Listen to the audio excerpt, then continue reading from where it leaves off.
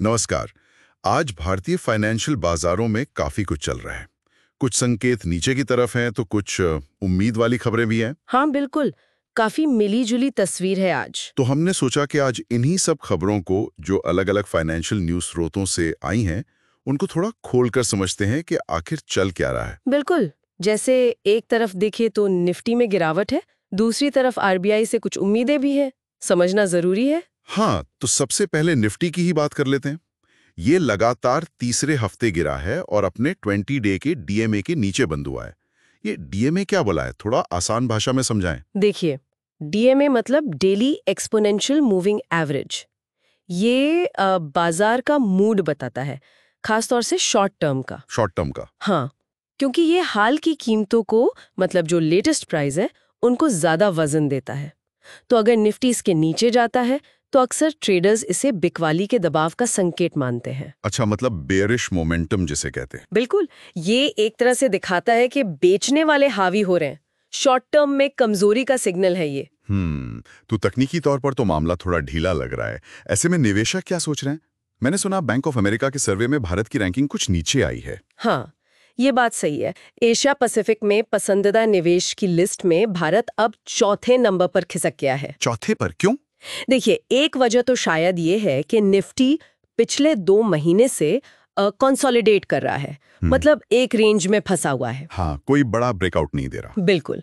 तो शायद निवेशक थोड़ी स्पष्टता का इंतजार कर रहे हैं।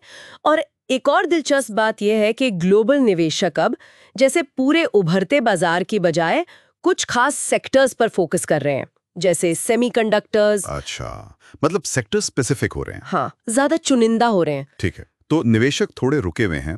और इसी से जुड़ी एक और खबर, वो रणनीतिकार रूपक डे ने भी कहा है कि शायद एक पुलबैक आ सकता है, मतलब एक गिरावट। जी हाँ, उनकी चेतावनी है कि एक अस्थायी गिरावट मतलब पुलबैक देखने को मिल सकता है। उनका तर्क है कि जो बड़े बैंकों और रिलायंस के नतीजे आने वाले हैं ना, हाँ, रिजल्ट सीजन है। बिल्कुल, तो वो बाजार में कुछ हलचल पैदा कर सकते हैं, जिससे ये पुलबैक आ सकता है। पर उन्होंने कुछ स्टॉक भी बताए हैं। अच्छा, कौन से? जैसे ज्यूबल फार्मा, सेल और एदार एचडीएफसी। लेकिन साथ में ये भी कहा है कि स्टॉप लॉस जरूर लगाएं, मतलब अपना रिस्क मैनेज करके चलें। सही बात है, सावधानी जरूरी है। तो एक तरफ ये सावधानी वाली बात हो गई, जी। दूसरी तरफ आरबीआई से उम्मीदें। आईसीआईसीआई बैंक कह रहा है कि शायद 25 बेसिस पॉइंट्स की कटौती हो। हाँ, ये काफी चर्चा में है। बेसिस पॉइंट्स मतलब 25 बीपीएस यानी 0.25% की कटौती। और ये क्यों? आईसीआईसीआई बैंक का मानना है कि शहरों में डिमांड थोड़ी कम हुई है और महंगाई भी मतलब काबू में लग रही है। तो ऐसे में आरबीआई अर्थव्यवस्था को थोड़ा पुश देने के लिए ब्याज दरें घटा सकता है। अच्छा, ताकि लोन सस्ते हों और लोग खर्च करें। पर वो बड़ी ट्रेडिंग फर्म थी ना। हाँ, हाई फ्रीक्वेंसी ट्रेडिंग फर्म थी जेन स्ट्रीट। उनके जाने के बाद से एनएसई इंडेक्स ऑप्शंस का वॉल्यूम करीब 36% गिर गया है। 36% काफी ज्यादा है। इसका मतलब क्या हुआ आम निवेशक के लिए?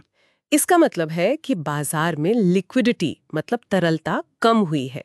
आसान भाषा में कहें तो खरीदारों और विक्रेताओं की भीड़ थोड़ी कम हो गई है। तो बड़ी क्वांटिटी में खरीदना बेचना मुश्किल। हाँ, बिना कीमत पर ज्यादा असर डाले बड़ी डील करना थोड़ा मुश्किल हो सकता है। और एक और चीज, विक्स जो वॉलेटिलिटी इंडेक्स है वो भी गिरा है। विक्स गिरा है, इसका मतलब? इसका मतलब है कि ट्रेडर्स फिलहाल बाजार में बहुत ज्यादा उतार चढ़ाव की उम्मीद नहीं कर रहे हैं। माहौल थोड़ा शांत लग रहा है उन्हें। तो कुल मिलाकर कहानी काफी उलझी हुई है।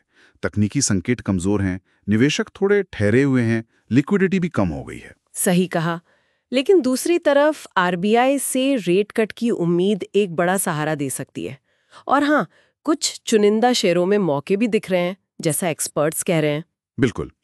तो यहाँ अब सवाल ये उठता है कि इन सब मिले जुले संकेतों में से ये जो तकनीकी कमजोरी है और लिक्विडिटी की कमी है, बनाम वो जो रेट कट की उम्मीद है, कौन सा फैक्टर ज्यादा भारी पड़ेगा? हाँ, ये देखना होगा।